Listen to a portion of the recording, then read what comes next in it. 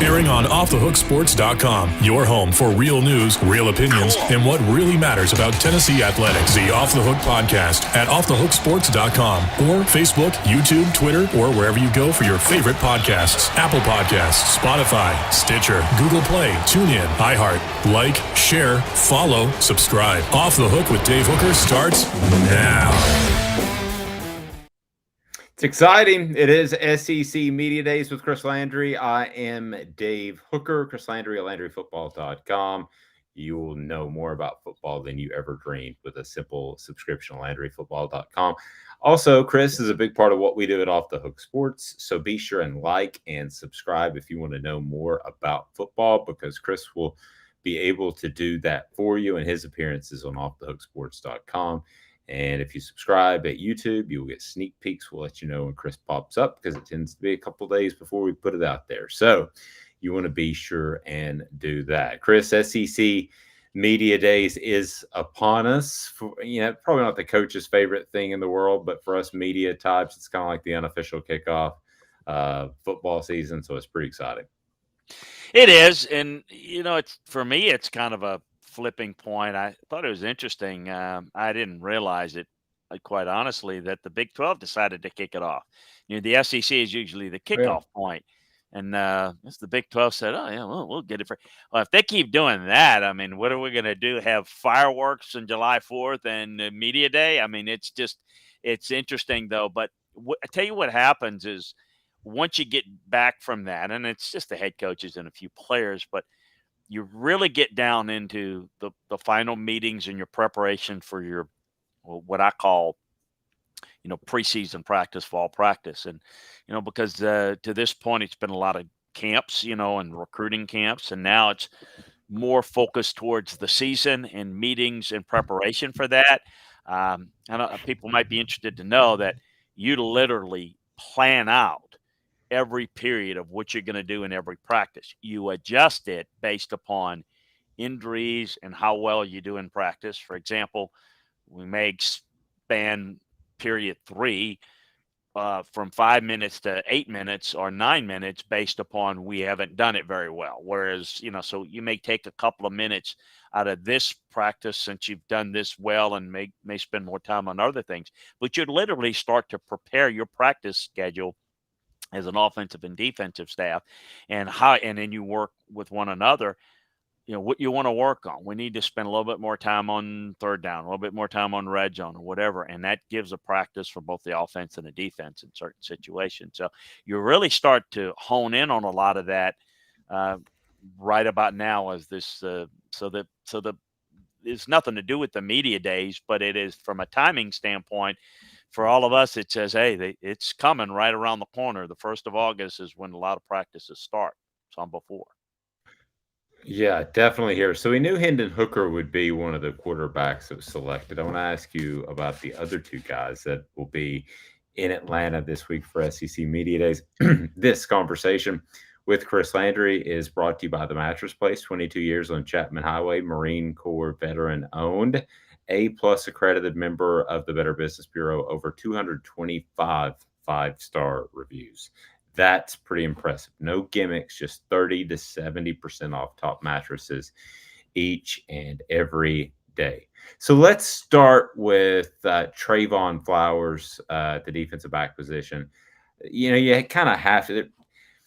There's some unspoken rules at SEC Media Days, and one is, there's 3 actually. You lean towards the upperclassmen because they've shown they're going to be there. So you lean towards the seniors, in some cases the juniors that are going pro. And then the other is that you lean towards an offensive and defensive player. So Trevon Flowers is the defensive player. This was not a great defense last year. What is it about Trevon Flowers that stood out in terms of his play to make him a representative at SEC Media Days? What did you think of him last year? Well, I think the part of it is more of the locker room leader, and I think a lot of that falls into what you're talking about. Guy that's been around a little bit, or enough to where his personality is such that people look up to him in the locker room. I think that has a lot to it. As a player,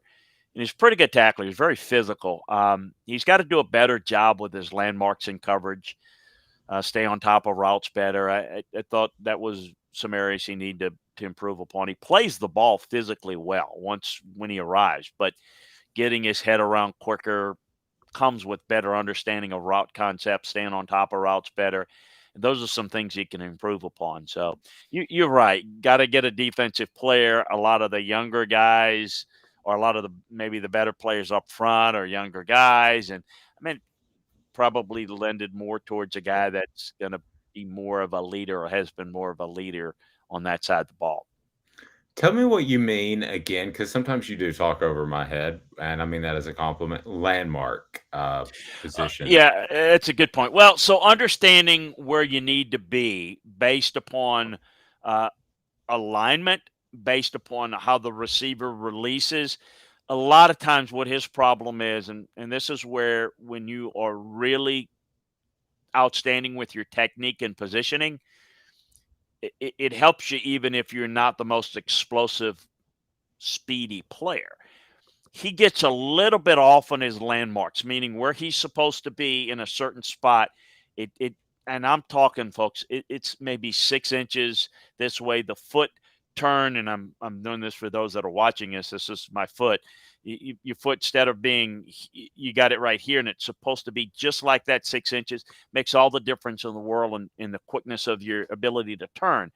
So understanding from an alignment standpoint where you're supposed to be pre-snap, and that allows you to be in good position. In anything you do, you got to be in the right position because you're going to have to move. And if you're in the wrong setup position to begin with, sometimes you got to move twice, a double move to get in position.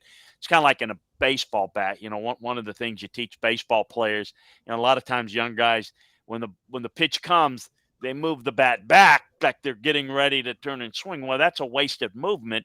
You want to get the position to where you can come forward because it's less movement and you're going to be late on the pitch. It's the same thing from a technique standpoint. He can improve upon that. And I think that's something that they probably worked on with him.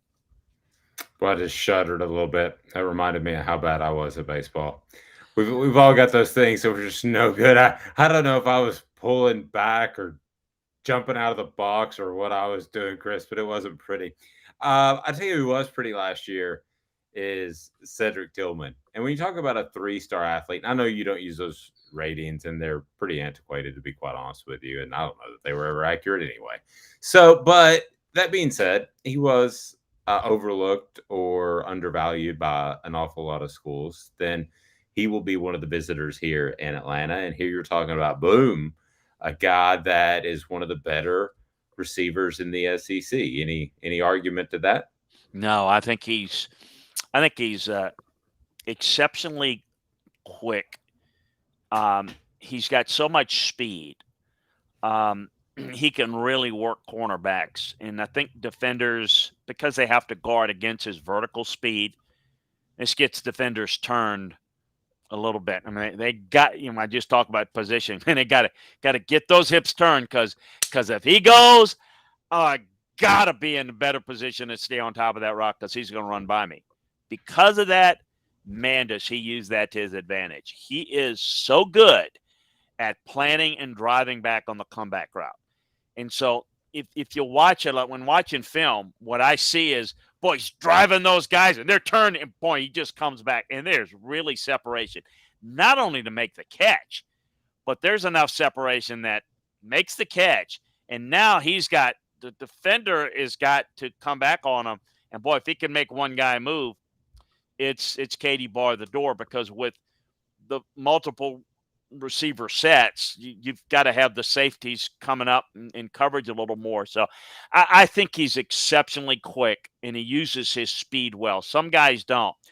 As he improves his coverage recognition, which is just something that just general, it's not bad at it, he's good at it, but he can get better. And then the other thing is as he develops a more advanced route tree, which in this offense, it's a little bit limited just because how they do it. It's more by design. as he becomes better at running all the routes on the route tree, he's not only going to be what he is now, an exceptional receiver that his quarterback just loves in the college game. He's going to be a receiver that quarterback's going to love at the NFL level. I think he's got a really good future if he improves those two things: advanced route tree and better coverage recognition. So I think he's exceptional, and I think he is as good of a big play threat as you got at receiver in this league when you consider how they use him and what his skill set is. Why do you think he was a mid-range recruit coming out of high school? Well, I think that when you look at him, first of all, and the other thing I didn't mention, and I should have, he was fast and explosive at 6'2.5", 6'3", 215. I mean, he's not some smaller guy. I think there's and I think he has progressed in his change of direction. I think people missed on him personally because he's had pretty good size now. He's gotten bigger. He's always had pretty good speed, but I think he was very raw, and I think people, for whatever reason, look at guys and they look at the production. And as we've talked before, maybe the elite programs, they want the guy with size, speed, and production. I just think that while there were numbers of production in terms of catches, in terms of his quickness and change of direction, I think he's developed that over time and with technique. So I think in some ways he's a little bit of a late bloomer, but his size and his speed has always been significant. I've been looking forward to asking this question since we're going to talk about Cedric. So the greatest show on turf, if you go back to the Rams of the early 2000s, they were all good. I'm not taking anything away from Isaac Bruce or Marshall Faulk or Torrey Holt. Okay, none of those guys. I'm not taking anything away from. But still, when you have that many good guys and you have that offensive philosophy, the numbers can be slightly inflated. So when you see just Tillman physically matched up in his abilities versus other receivers in the SEC, kind of where do you put him? Where's the grouping? Excuse me. Where's the grouping on the top? Sorry, sneeze there. I think he's a tier 1 receiver in the league. I think he is the type of receiver that if you put him in a different system, he'd be more of a featured guy, more of a go-to guy. I think the other receivers benefit from Tillman. In this system, every receiver benefits from the other, but I think the other guys benefit more from him than the other way around. I think if he was in another system, maybe his numbers, after catch and wouldn't be the same, but he would be more of the quote unquote featured guy. He'd be more maybe talked about. So I do think you're hitting on something that in this system you kind of throw in because I think Holt and Bruce were great. They were, and I think they would have in any system. But so was Ricky Prohl. But he was productive. He wasn't as good, but he benefited. I think Tillman is that elite guy that can be, or elite potential guy that other guys can benefit. But they got some other good guys around them too, though. So that's going to only make it more proficient for the entire offense. You've got to stay on top of this guy. And I think if you don't help and cheat his way a little bit with the safety, he's going to beat you. And if you do, somebody else is going to beat you down the seam. Well, that's good stuff. Again, brought to you by the Mattress Place, 22 years on Chapman Highway. Again, Marine Corps veteran. Thank you for your service, Steve Crossford. We certainly appreciate it. Amen. And it allows us to do fun stuff like this, to talk about football. And we appreciate your support business-wise as well.